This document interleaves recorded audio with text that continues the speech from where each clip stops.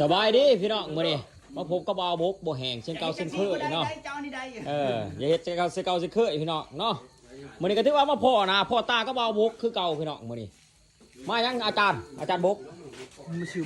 มาซื้อบัตรบ่เฮาว่าซื้อเด็กบ่เด็กเขาบ่ได้ขายเด็กบ่ได้ขายบ่มี FC ถามหาจ้ะว่าไปทายเอาบ่าวบกแน่เขาว่าหา FC เจ้าหั่นแหละเขาว่าคิดฮอดบ่าวบกแห้งเขาว่า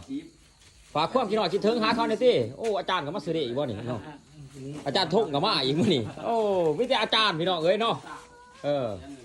เรียกสิออกยังมื้อนี้อาจารย์บกเรียกสิออกยังมื้อนี้ออกป้ารักยังรักสองป้ายังป้าน้องป้าใหญ่สปีกอิงลิชภาษาจังได๋ติกินข้าวเข้าว่าจังได๋กินข้าวบ่กินข้าวจ้องแม่นจ้องโธ่แต่จ้อตะเอียนแต่ตะดอกโธ่ก็ถือว่านักนะพี่น้องเนาะก็ถือว่าอย่าโบอย่าปกติพี่น้องเนาะมื้อนี้ถือว่าอาจารย์บกเพิ่นก็บอกเด็กเนาะพี่น้องเนาะเด็กป้ารักสองเนาะพูนถามพ่อแม่พี่น้องเนาะอยากซื้อก็น้องเบิ่งเนาะพี่น้องเด้อถามพ่อแม่พี่น้องเนาะถามพ่อแม่พี่น้องมาคลิปนี้ก็อย่าลืมฝากกดไลค์กดแชร์เนาะกดติดตามเนาะเพื่อเป็นกำลังใจให้ทั้งบ่าวบกบ่แห้งเด้อพี่น้องเด้อเอาฝาก FC กดติดไลค์กดแชร์กดติดตามหน่อยติมายิงไฟเอาทองเท่ามาเด้อบอก FC ฝากกดไลค์กดแชร์กดติดตามหน่อยติ